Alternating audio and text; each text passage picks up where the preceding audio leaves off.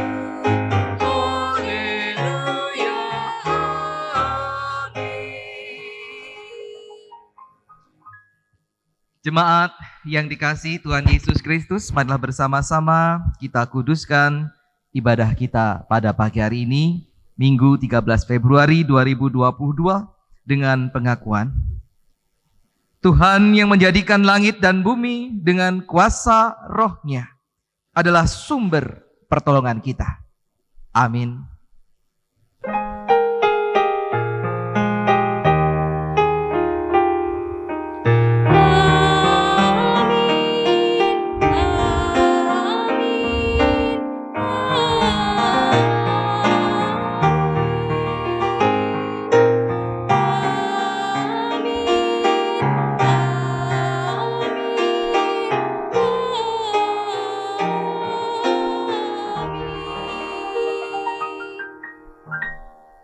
Kasih karunia dan damai sejahtera dari Allah Bapa kita dan dari Tuhan Yesus Kristus menyertai saudara sekalian.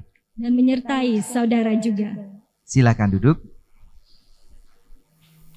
Shalom.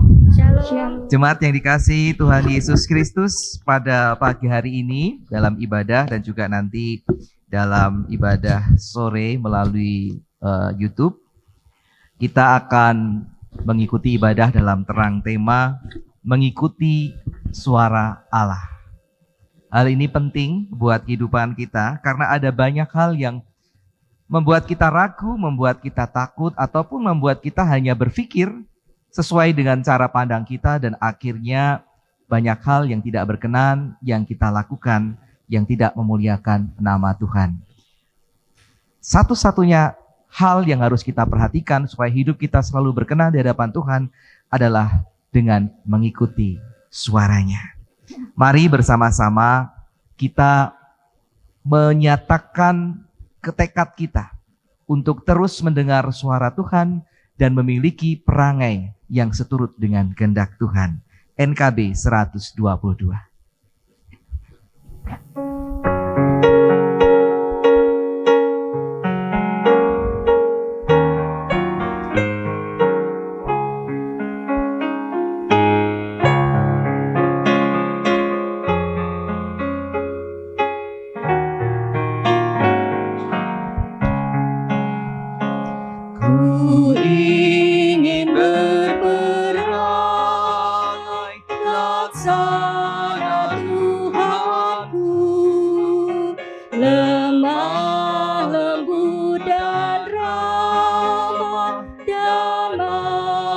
budiku, tetapi sungguh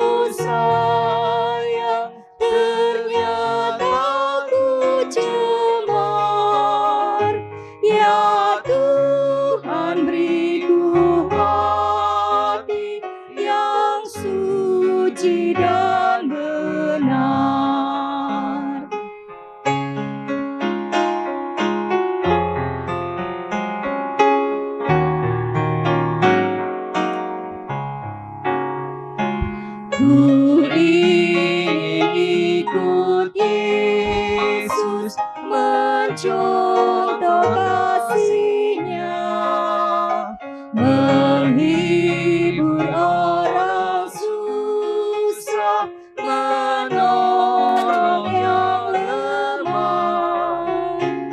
Tetapi sungguh sayang, ternyata ku cemar.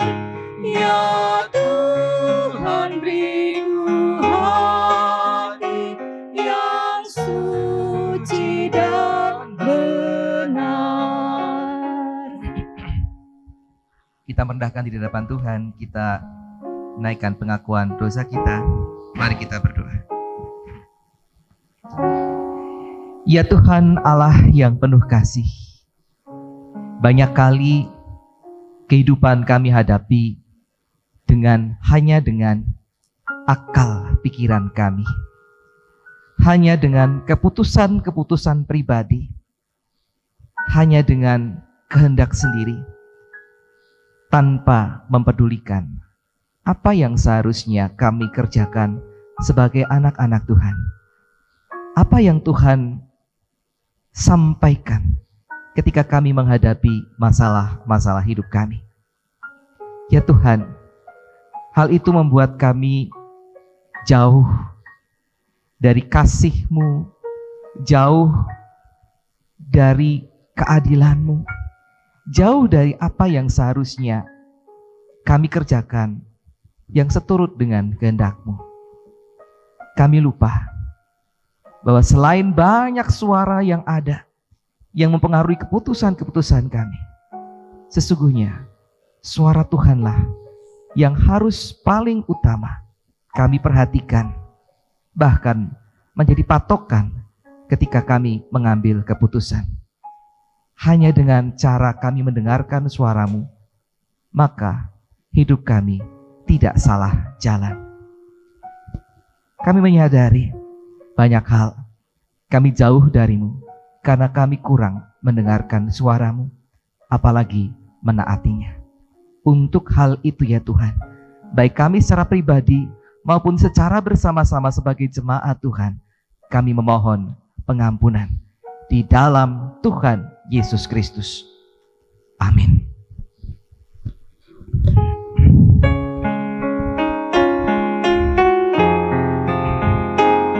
Mari kita menyanyikan lagu Ingin Berpelangi bait ketiga dengan bangkit berdiri. Yesus juru selamat, cemarlah hatiku, dan hanya Kau yang dapat menghapus dosaku, supaya kelak di surga ku pandang wajah-Mu, dan aku jadi sama laksana diri-Mu. Bagi mereka yang sudah mengaku dosa di hadapan Tuhan, berita anugerah pada hari ini dibacakan dari Lukas pasal 6 ayatnya yang ke-21 demikian. Berbahagialah hai kamu yang sekarang ini lapar, karena kamu akan dipuaskan. Berbahagialah hai kamu yang sekarang ini menangis, karena kamu akan tertawa. Demikianlah berita anugerah dari Tuhan. Syukur kepada Allah. Salam damai. Mari dengan sukacita kita persiapkan diri menyambut firman Tuhan dengan menyadari bahwa setia Tuhan sungguh tiada bertara.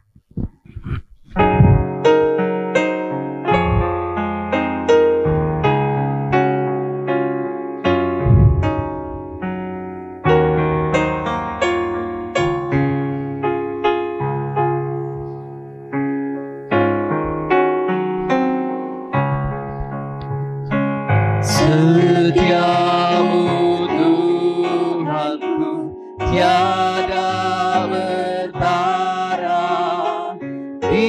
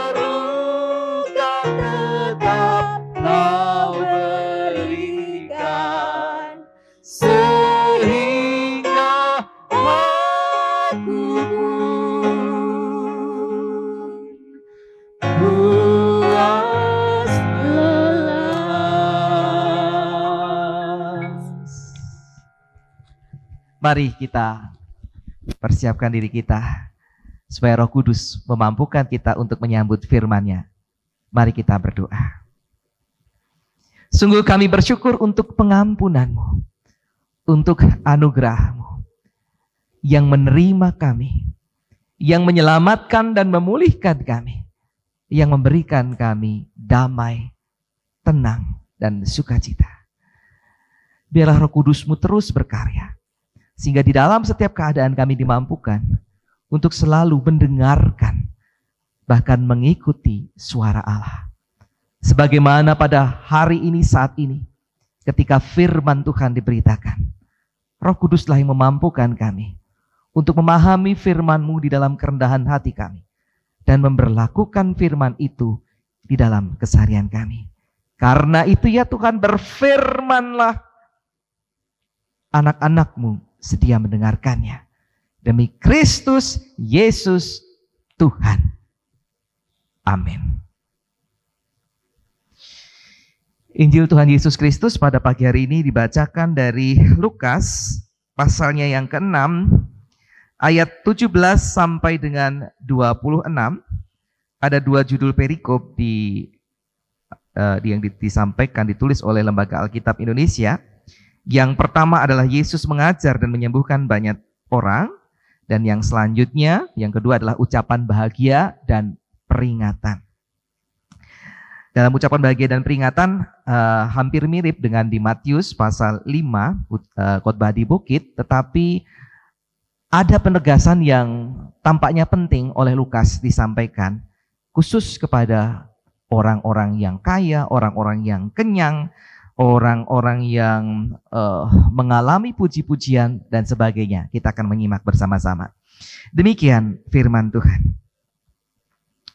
Lalu ia turun dengan mereka dan berhenti pada suatu tempat yang datar. Di situ berkumpul sejumlah besar dari murid-muridnya. Dan banyak orang lain yang datang dari seluruh Yudea dan dari Yerusalem dan dari daerah pantai Tirus dan Sidon. Mereka datang untuk mendengarkan Dia dan untuk disembuhkan dari penyakit mereka. Juga mereka yang dirasuk oleh roh-roh jahat beroleh kesembuhan. Dan semua orang banyak itu berusaha menjamah Dia karena ada kuasa yang keluar daripadanya. Dan semua orang itu disembuhkannya. Lalu Yesus memandang murid-muridnya dan berkata, "Berbahagialah hai kamu yang miskin, karena kamulah yang empunya kerajaan Allah. Berbahagialah hai kamu yang sekarang ini lapar, karena kamu akan dipuaskan. Berbahagialah hai kamu yang sekarang ini menangis, karena kamu akan tertawa.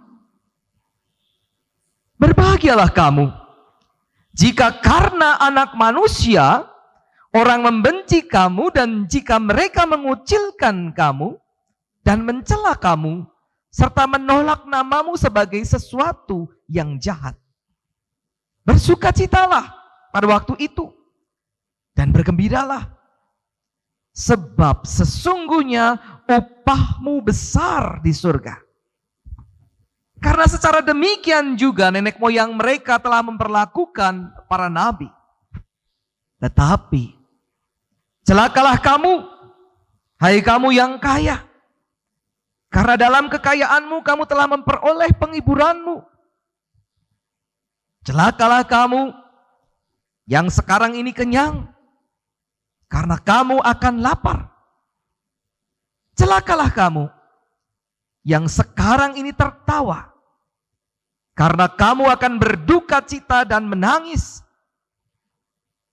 Celakalah kamu jika semua orang memuji kamu, karena secara demikian juga nenek moyang mereka telah memperlakukan nabi-nabi palsu.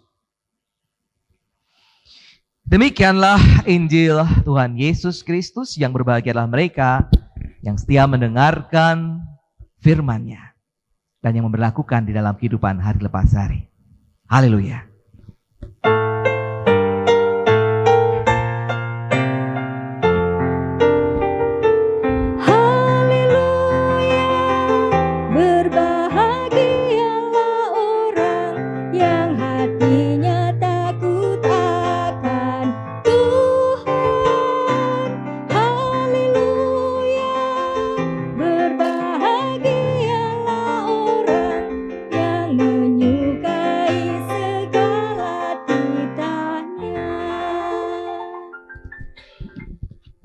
Sekali lagi shalom Ibu Bapak Saudara.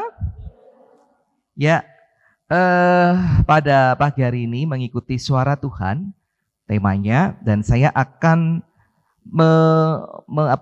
menyampaikannya sesuai dengan apa yang saya alami. Ya, jadi fokusnya ke situ sekaligus sharing, ya, berbagi pengalaman iman. Ibu Bapak Saudara, waktu tanggal 2 ya, tanggal 1 saya sudah tahu dapat kabar dari keluarga di Banjarmasin kalau papi kondisinya tiba-tiba drop gitu ya. Padahal awal bulan sudah check up dan dalam batas normal. Jadi kami tidak curiga ada sesuatu yang mungkin berbahaya bagi keselamatan beliau. Nah, setiap kali saya ditelepon itu membuat saya gelisah. Sehingga memang saya putuskan akan ke Banjarmasin. Dan semakin dekat dalam perjalanan itu saya buat status di WA kalau tidak salah. Ada yang membaca status saya jarang bikin status di WA. Tapi waktu itu saya buat status, saatnya mempersiapkan jalan. Ya, bukan mendahului kehendak Tuhan, tapi saya mempersiapkan hati atas kemungkinan yang terburuk. Meskipun saya, adik-adik saya juga memiliki harapan bahwa Tuhan akan memberikan mukjizat. Jadi paru-parunya papi itu penuh dengan air. Ini ya. Enggak tahu, Bu Andi ngasih tahu itu karena ada hubungannya dengan jantung gitu ya Bu ya. Kemudian ada produksi album Ada cairan itu ya. Nah, seperti itu. Dan saya baca-baca di di Google memang gejalanya mirip seperti itu. Jadi kalau didudukkan itu lumayan nafasnya bisa, tapi kalau ditidurkan itu kayak orang gelagapan. Ya, paru-parunya penuh dengan air. Jadi saya membuat status saatnya mempersiapkan jalan. Maksudnya mempersiapkan supaya papi bisa pulang dengan tenang ya, dengan perasaan yang ya dalam hatinya ya saya tidak tahu karena kami tidak bisa berkomunikasi, siap untuk pulang kembali ke rumah Bapak. Paginya sebelum berangkat tanggal 2 itu saya menyempatkan diri untuk melayankan perjamuan kudus bersama dengan Pak Antono ya di tempat Ibu Linda. Nah, satu nats yang saya baca adalah dari hosti. Sekarang hostinya itu kan ada tulisan nasnya ya. Jadi Bapak Ibu kalau perjamuan kudus sekarang dibaca dulu nasnya, diresapi, anggaplah itu sebagai suatu pesan Tuhan kepada Bapak Ibu secara pribadi. Nas yang baca secara acak begitu, yang saya baca adalah dari 1 Tesalonika 5 ayat 16. Bersukacitalah senantiasa. Saya menjabarkan bahwa memang kalau orang gembira itu bisa bersukacita, tapi kalau dalam keadaan duka, seperti orang yang sakit tidak sembuh dan sebagainya. Jadi Tuhan memberikan alasan untuk kita bisa senantiasa bersukacita. Lalu Pak Antono mengingatkan dalam WA meneguhkan saya dengan nas itu kembali. Bersukacitalah senantiasa, meskipun yang akan dihadapi bukan sesuatu hal yang bisa membuat kita bersukacita. Di situ terjadi pergumulan Ibu Bapak Saudara. Apakah mendengarkan suara ketakutan dan ketika di ruang IGD, ICU begitu ya. Itu setiap ada bel panggilan untuk keluarga itu sesuatu yang mendebarkan. Jadi ketika ada ting dong, wah ini jangan-jangan nih panggilan ke papi gitu ya. Ting dong gitu ya, ternyata yang lain. Jadi itu selalu menjadi hal yang mendebarkan, hal yang menakutkan. Apakah saya perlu mendengarkan suara-suara ketakutan saya, suara-suara kesedihan saya, atau kembali mendengarkan suara Tuhan? Bersukacitalah senantiasa. Sehingga status saya itu adalah langkah iman yang belum tentu saya bisa untuk melakukannya dengan teguh hati. Ya, otak saya bilang, ayo persiapkan jalan. Tapi hati saya, siap dah? Ya. Ini mungkin salah satu pergumulan kita Bapak Ibu. Kita tahu bahwa ini Tuhan nggak pingin kita ini A, B, C gitu. Tuhan inginnya kita begini. Tapi kadang-kadang itu susah kita lakukan. Nah, dalam hal itulah saya kemudian mencoba membayangkan betapa sulitnya untuk mengikuti suara Tuhan. Mari kita lihat bacaan kita. Dalam kisah yang kita baca, Tuhan Yesus diberitakan mengajar dan menyembuhkan banyak orang. Ya. Peristiwa ini oleh Lukas dikisahkan setelah, lihat perikop sebelumnya, Tuhan memilih ke-12 muridnya, para rasul. Dari antara banyak murid. Artinya Bapak Ibu Saudara, jangan kita pikirkan murid Yesus hanya 12. Murid Yesus itu banyak. Tapi dari yang banyak itu, dari beberapa, kita tidak disebutkan, dipilihlah yang utama, yang dijadikan rasul, yaitu 12 orang yang disebutkan dalam Lukas pasal yang ke-6 ayat 12 sampai dengan ke-16. Nah, kemudian dalam kisah ini juga digambarkan orang banyak di padang datar. Kalau padang datar itu memuat banyak orang, tapi kalau di gunung begitu ya agak susah memuat banyak orang. Tapi kalau datar, lapangan yang datar, ada banyak orang yang di sana. Nah, Lukas menggambarkan ada banyak orang di sana, murid-murid Yesus, termasuk murid utama para rasul, bahkan orang-orang Yahudi, orang-orang yang memang mengenal Allah. Di luarnya lagi ada orang dari Tirus, pantai Tirus, dari pantai Sidon, dari Sidon. Ini artinya bukan hanya orang-orang yang mengenal Allah, bukan hanya orang-orang Yahudi, tetapi banyak orang. Artinya pengajaran dan penyembuhan saat ini dilakukan oleh Tuhan Yesus secara umum, terbuka, tanpa batasan suku, ras, golongan, bahkan kepercayaan. Mereka hadir karena daya tarik Yesus yang hadir di sana. Yesus Kristus itu sendiri sudah menjadi magnet yang luar biasa bagi semua orang berkumpul di sana.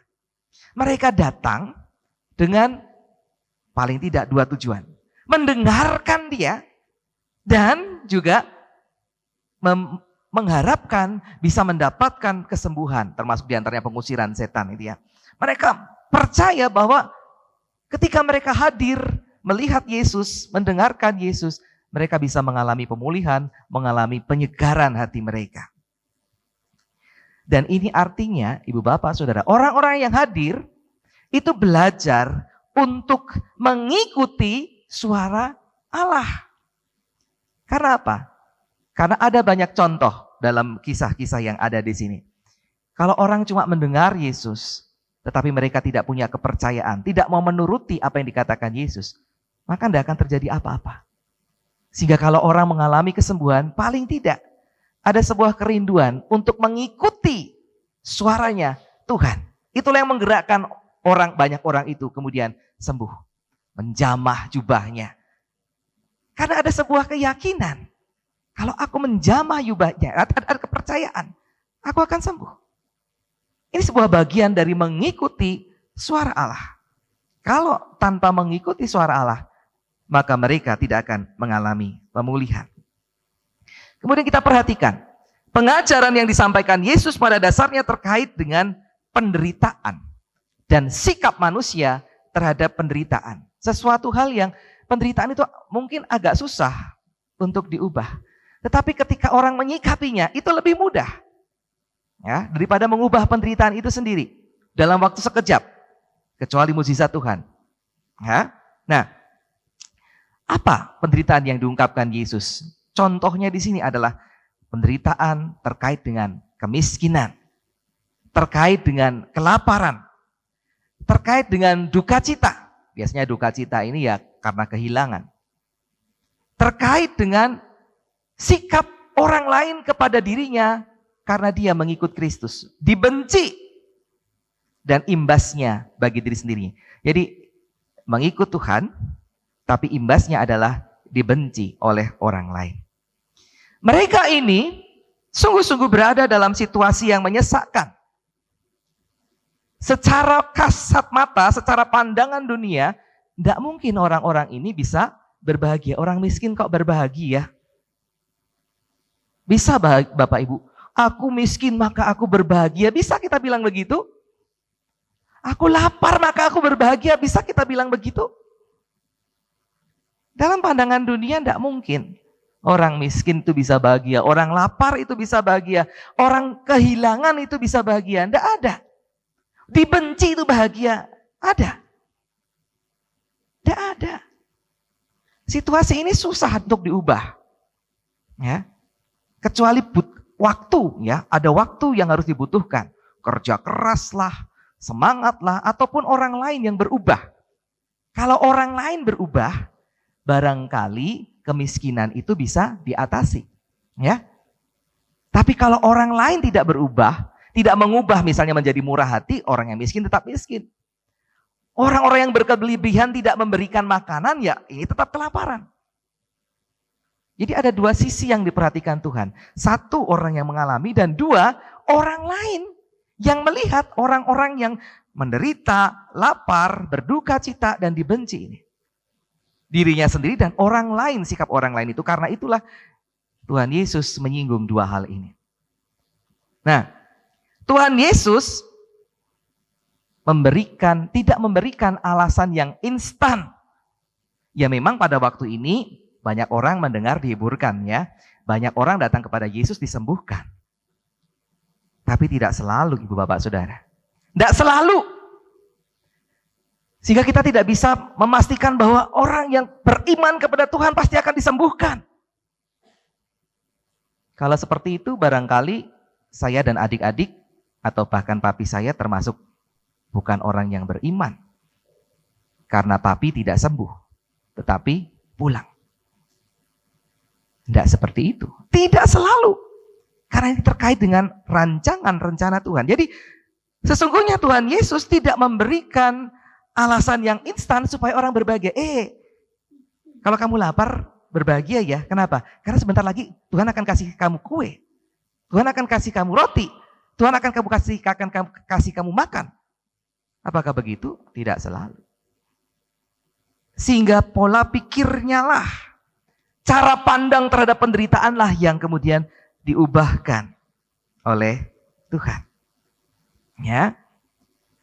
Bukankah Tuhan juga tidak menjadi pembela kepada orang-orang yang dimusuhi, dibenci? Memang dalam perjanjian lama orang yang setia kepada Tuhan, siapa itu?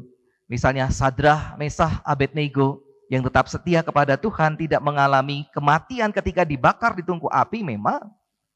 Tetapi tidak semua orang mengalami mukjizat seperti yang dialami oleh Sadrah, Mesah, Abednego, dan itu tidak berarti bahwa mereka bukan orang beriman. Tuhan tidak selalu ada untuk membela. Dan memang Tuhan tidak menjanjikan pembelaan itu ketika seseorang dibenci dan dianiaya karena nama Tuhan. Tidak. Tuhan memberikan alasan yang tidak hanya akan terpenuhi dalam kehidupan mereka saat itu juga. Justru Tuhan memberikan janji yang tidak pernah akan habis dimakan waktu. Sesuatu yang kekal sifatnya. Tuhan memberikan janji yang menjadi alasan kenapa mereka bahagia, dan sungguh nanti di akhir saya akan perlihatkan betapa kuasa Tuhan itulah yang memampukan mengubahkan hati kita. Ya. Tuhan tidak pernah memberikan janji yang menjadikan alasan kenapa mereka bahagia dengan cara instan. Tetapi apa? Ini janji Tuhan. Yang miskin, kamu harus bisa. Dan kamu berbahagia sesungguhnya. Kalau kamu miskin, sesungguhnya kamu pemilik kerajaan Allah. Karena itu bahagialah. Pemilik kerajaan Allah.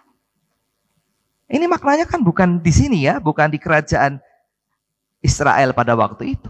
Tapi ini kerajaan Allah. Sesuatu yang kekal sifatnya. Artinya mereka yang miskin ini sesungguhnya mereka kaya. Kaya bersama-sama dengan Allah.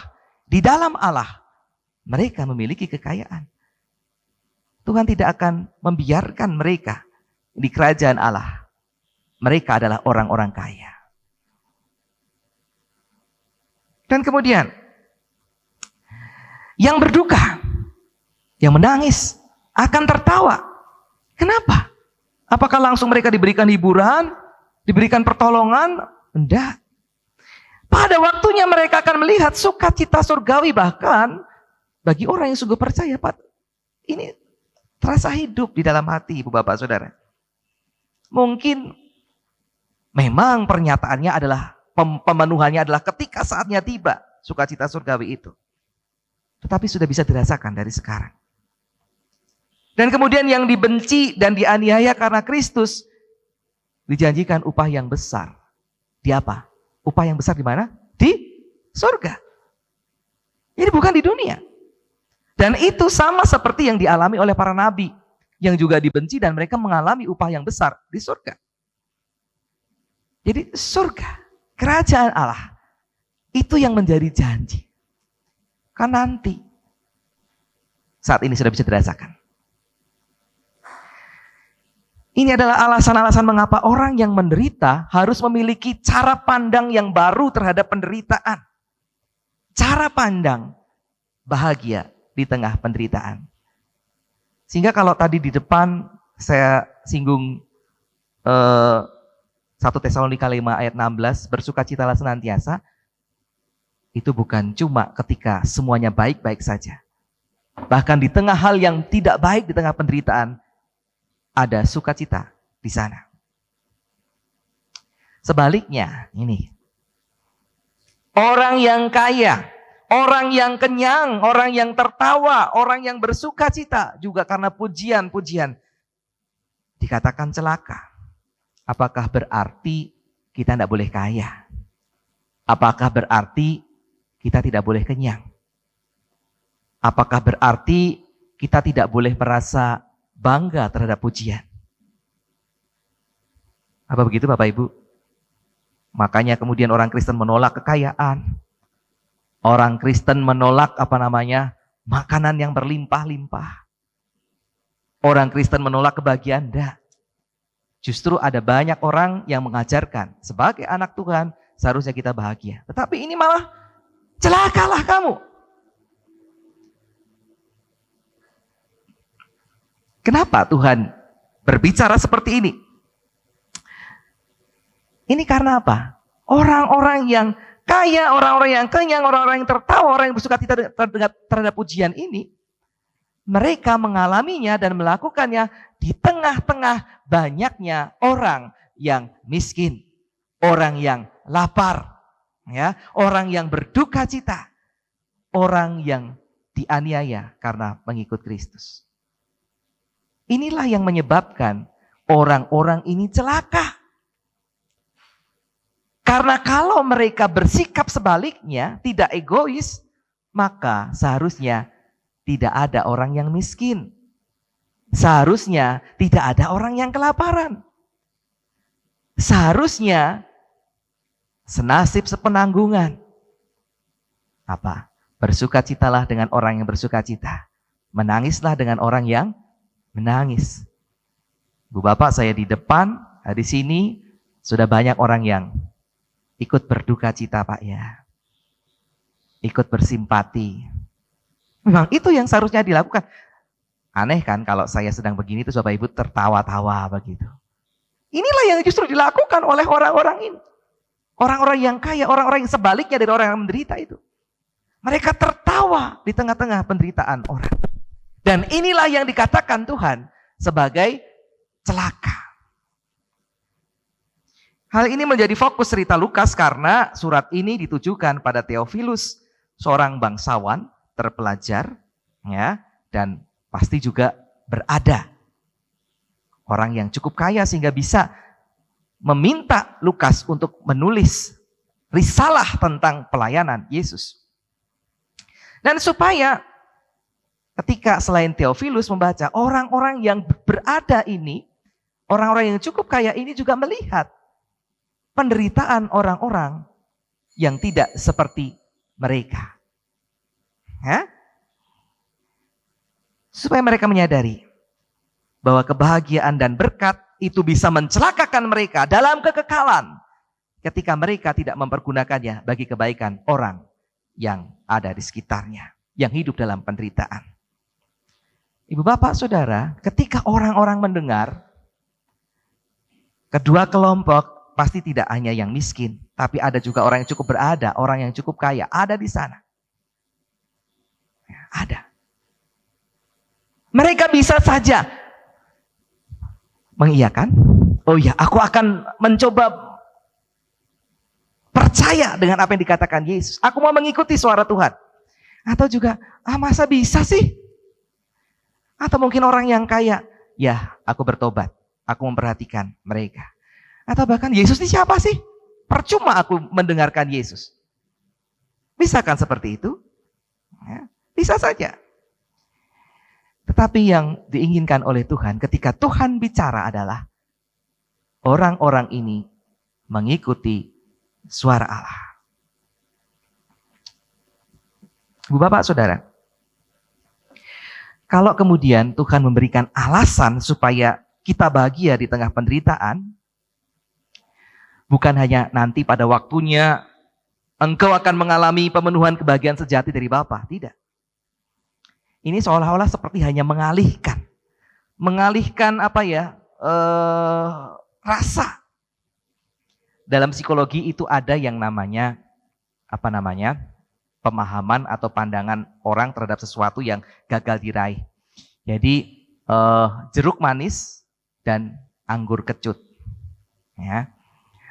Yang saya ingat adalah anggur kecut. Jadi begini, ketika seseorang tidak bisa menggapai sesuatu atau tidak bisa makan anggur, ya, tidak bisa makan anggur karena berbagai macam alasan, lalu orang ini bilang, anggur itu kecut kok, jadi nggak apa-apa kok, nggak saya makan.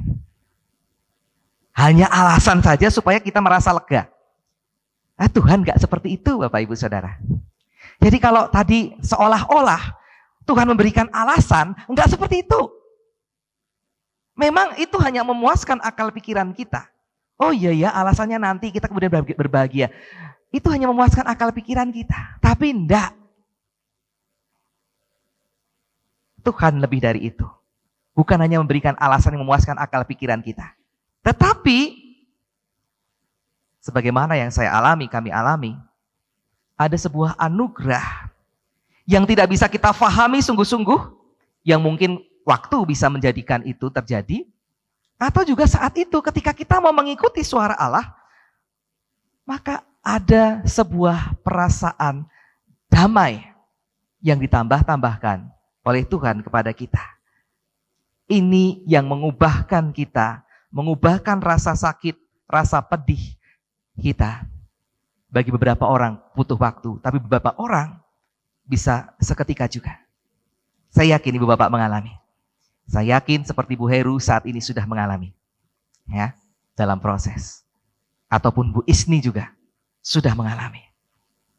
Itu bukan cuma nanti enggak. Sesuatu yang diberikan yang ada dalam hati. Saya kira Bu Ros juga. Dalam hati yang membuat kita merasa ayem, merasa damai. Ini Bapak Saudara, bagi orang yang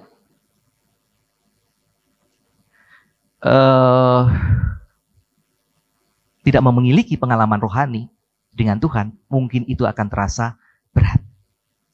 Tetapi pengalaman-pengalaman penderitaan itu akan mengasah kita untuk terus setia mengikuti suara Allah dan mendapatkan rasa bahagia, damai, sukacita itu.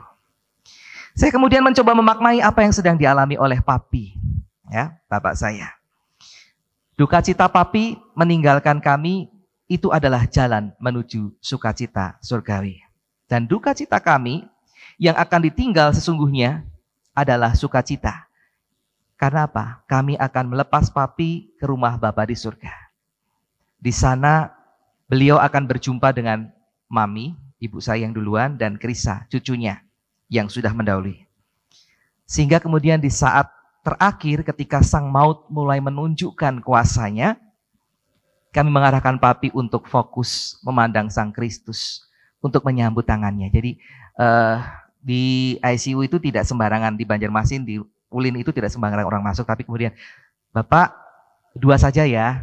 Ini kami lakukan karena apa? Ini sudah fase terminal. Kalau enggak, kami enggak akan izinkan Bapak Ibu masuk gitu ya. Diizinkan 2, saya dan temannya, adik-adik saya, yang siap saja gitu, masuk gitu ya. Tapi kemudian adik saya juga 2 itu diizinkan masuk. Memang itu saat-saat terakhir. Ya. Nafas 1-2 begitu, sambil saya bisikan gitu ya. Saya memfokuskan. Saya ucapkan selamat buat papi. Kalau bukan orang Kristen nggak bisa ngomong gitu. Selamat ya Pi, papi sudah menang. Kalau bukan orang Kristen nggak bisa ngomong gitu. Bukan cuma pendeta loh, Bapak Ibu bisa. Selamat ya Pi, papi sudah menang. Netes, ada keluar air mata. Terima kasih untuk semua yang sudah papi berikan bagi kami. Jadi intinya itu, selamat dan terima kasih. Netes lagi. Adik-adik juga ngomong macam-macam. Pi, nanti begini ya, di surga begini ya. Titip salam ya buat Mami sama Krisa. Jadi enggak ada cerita. Yang ada adalah tangisan sedih pasti, doa dan harapan. Tapi tangisannya yuk enggak. Sampai akhirnya papi menghembuskan nafas terakhir. Kami ingin melepaskan beliau dengan ikhlas.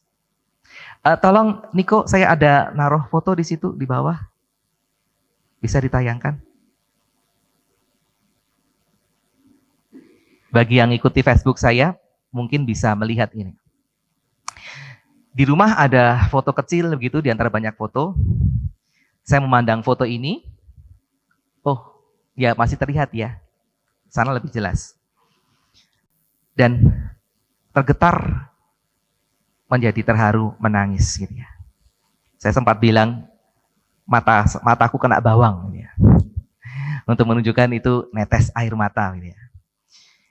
Lihat gambar ini.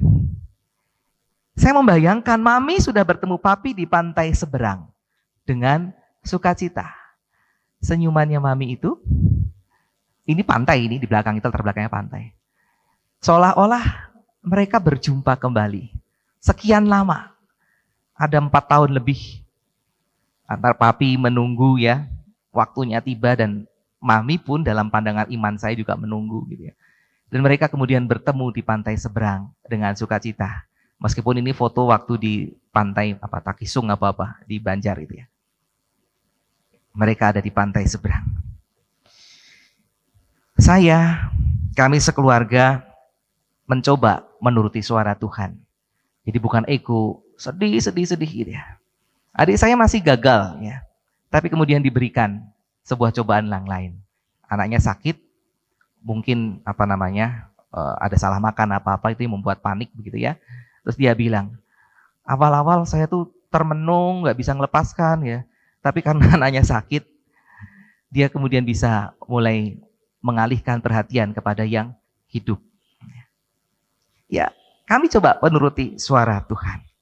Satu hal yang juga menguatkan Bapak Ibu, kalau kita kan bilang pulang ke rumah Bapa. Di GPIB itu punya istilah yang cukup menguatkan ketika pada orang-orang yang meninggal ini. Telah dimuliakan Bapa di surga. Apakah Oma di GPIB atau Bu Lina masih ingat di GPIB? Dimuliakan. Jadi orang yang meninggal di dalam Tuhan itu dimuliakan oleh Tuhan. Dan ini memberikan sebuah rasa kebanggaan begitu. Sebuah sukacita. Karena orang yang sudah pulang ke rumah Bapa itu dimuliakan. Sehingga itu menguatkan saya dan semoga menguatkan Bapak Ibu juga. Ketika kita mengungkapkan pengakuan iman. Aku percaya kepada Roh Kudus. Gereja yang kudus dan persekutuan orang kudus, pengampunan dosa, kebangkitan orang mati, dan hidup yang kekal. Itu bukan dongeng. Itu bukan harapan kosong. Itu bukan pengayem-ayem. Itu bukan janji palsunya Tuhan. Bukan. Itu adalah suara Tuhan bagi saya. Dan saya mau hidup dipimpin oleh suara itu. Bagaimana dengan ibu bapak saudara? Di tengah-tengah hal yang baik, bahkan di tengah-tengah penderitaan dan pergumulan hidup saudara. Maukah ibu bapak saudara terus mengikuti suara Allah dan berbahagia, bersukacita dalam setiap keadaan? Silahkan untuk merenungkan dan menjawab secara pribadi, ambil keputusan.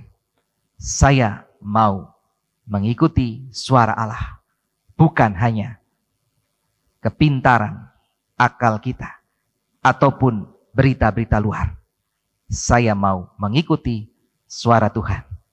Itulah sumber damai sejahtera kita. Tuhan Yesus menolong ibu bapak saudara dan saya. Amin. Mari kita berdoa.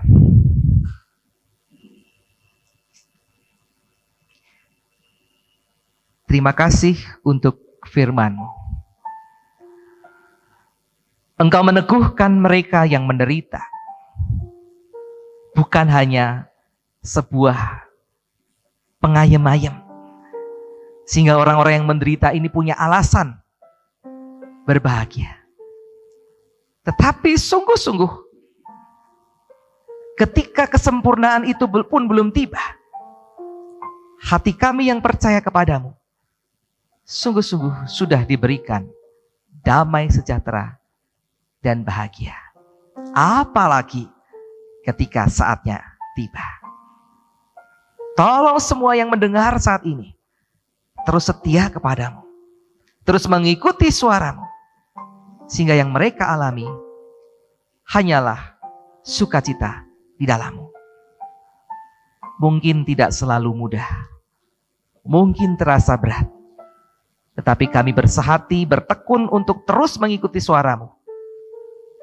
Maka keajaiban itu terjadi. Hati kami yang seharusnya berduka diubahkan sungguh-sungguh dengan sukacita dari Bapa Surgawi di dalam Tuhan Yesus oleh karena Roh Kudus. Tolong kami. Amin.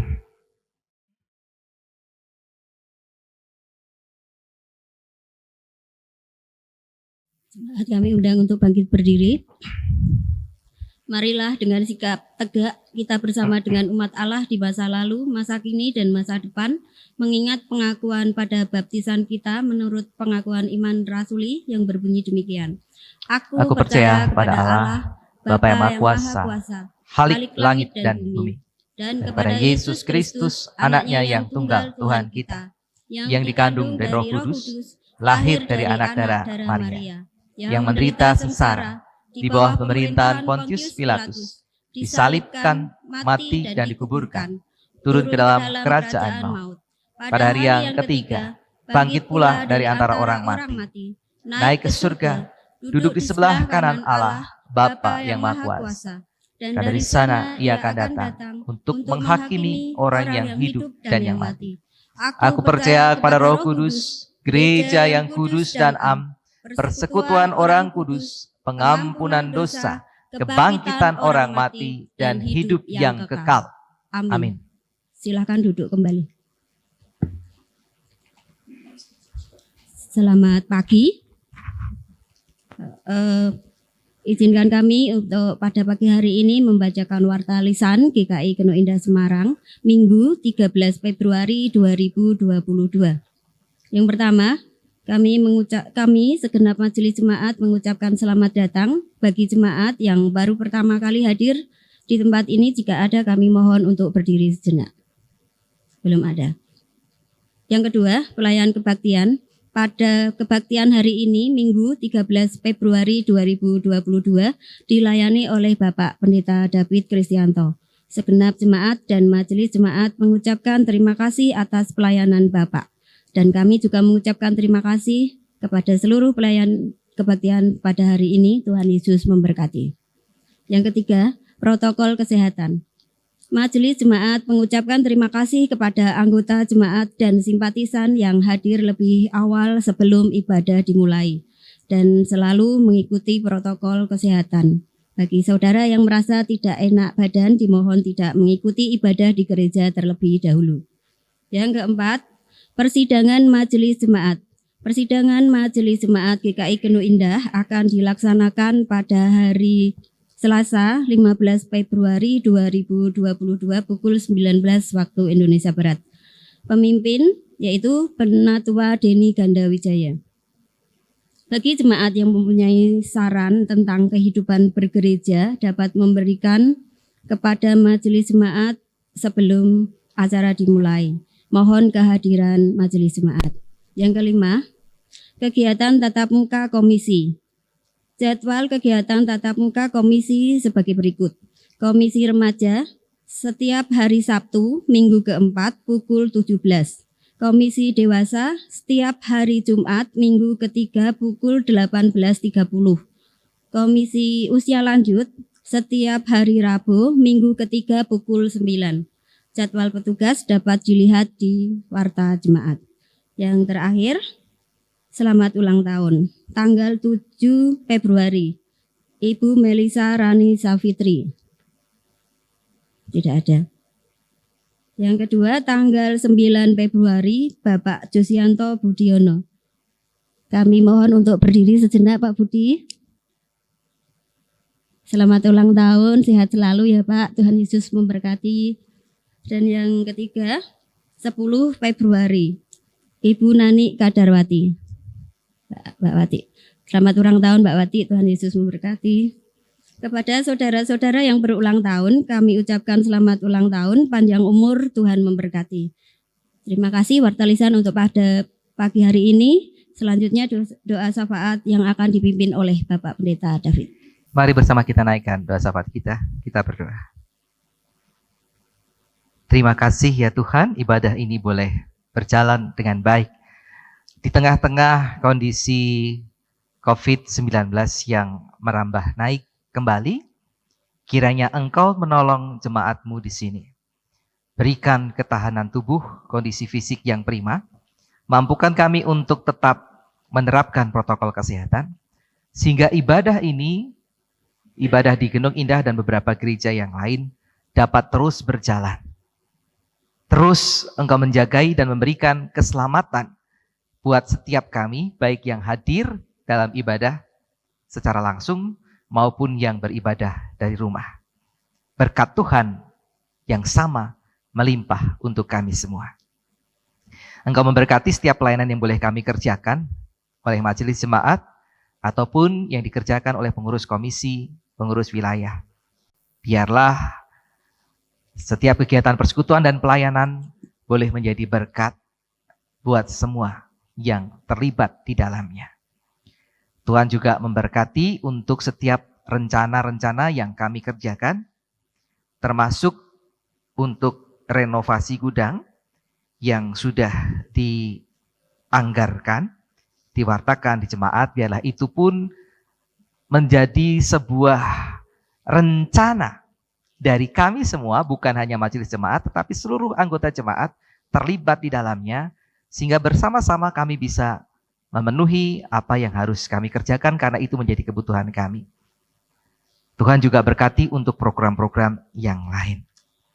Kami juga berdoa ya Tuhan untuk saudara-saudara kami yang saat ini sedang menderita sakit. Engkau kiranya hadir di tengah penderitaan mereka, memberikan kekuatan, menjamah mereka, bahkan di dalam Tuhan Yesus Kristus boleh menyembuhkan mereka. Itu biarlah terjadi atas kehendak-Mu, bukan atas kehendak kami. Kiranya Engkau juga memberkati saudara-saudara kami di tengah pergumulan mereka. Rumah tangga. Mereka yang masih menantikan pasangan hidup ataupun buah hati di tengah keluarga kecil mereka. ataupun juga merindukan sebuah pekerjaan yang layak, sehingga bisa memenuhi kebutuhan keluarga. Kiranya Engkau menolong. Mereka boleh melihat tangan Tuhan yang luar biasa dan hari-hari yang indah ketika Engkau menyatakannya. Kami juga bersuka cita bersama-sama dengan saudara-saudara kami yang berulang tahun, Ibu Melisa Rani Safitri, Bapak Josianto Budiono, dan Ibu Nani Kadarwati yang keduanya hadir saat ini. Biarlah di tengah usia yang ditambahkan ini, sukacita sejati dari Tuhan Engkau tambah-tambahkan.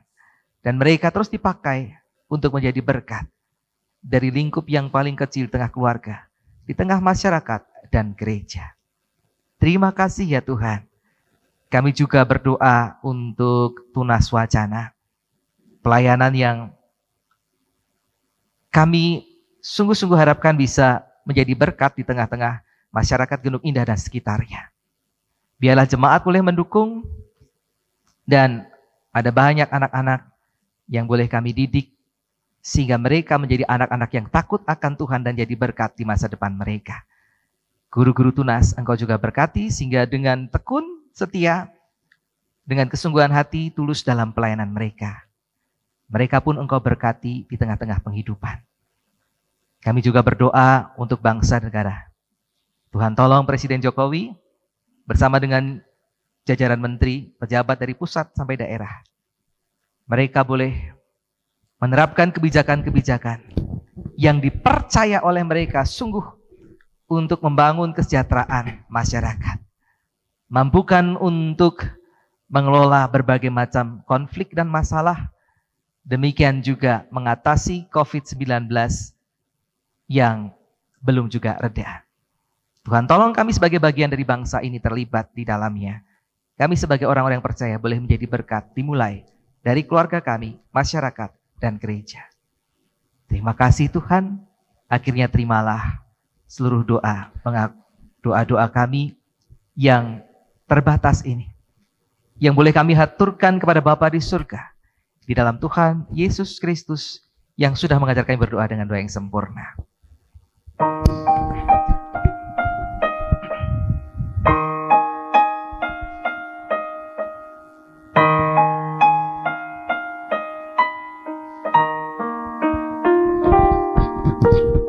Bapa kami yang di surga,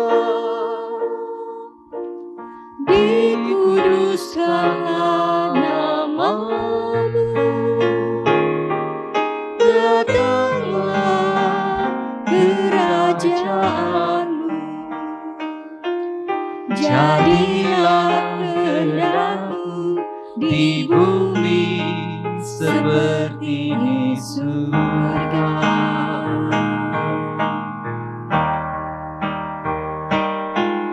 Berikanlah kami pada hari ini makanan kami yang secukupnya,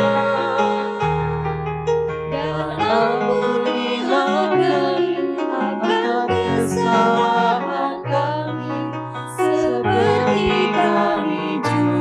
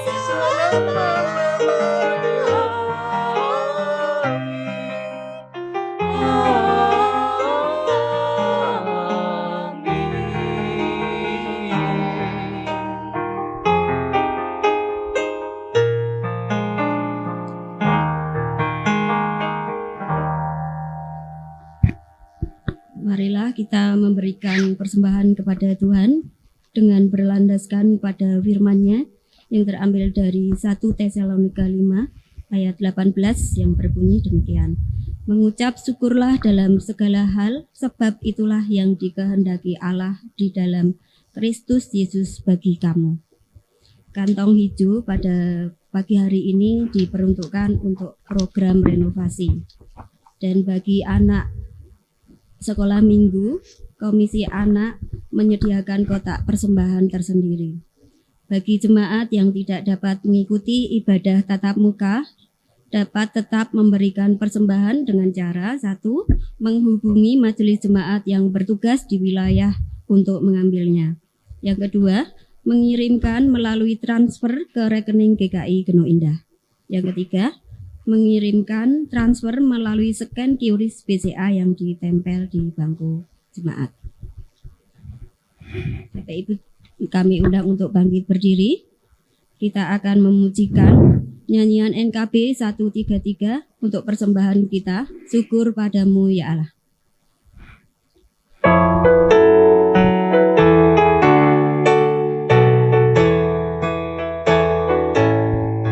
Syukur padamu ya Allah atas segala rahmat-Mu. Syukur atas kecukupan dari kasih-Mu penuh.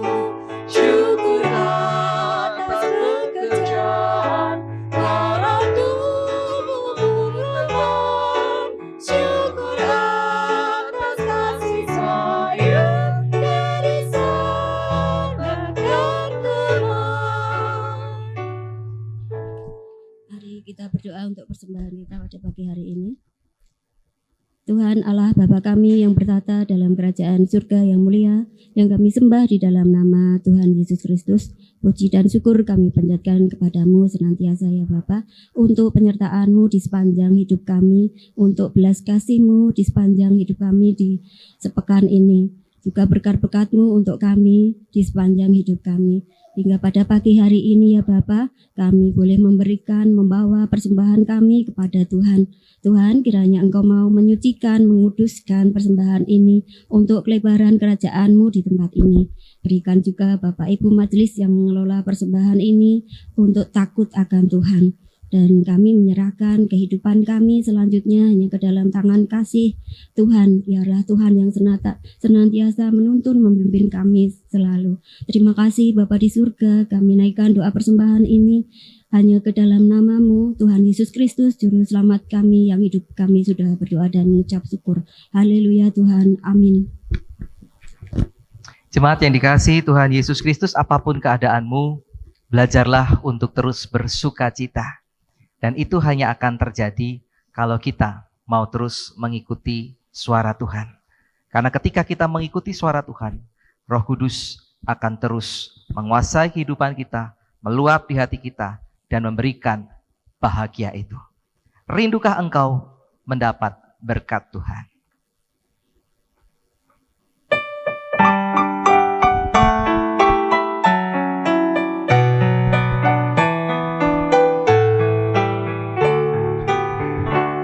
Rindukah engkau mendapat berkat Tuhan yang penuh di seluruh hidupmu? Mintalah kepada Bapa-Mu yang janjinya teguh, menyertai hartamu.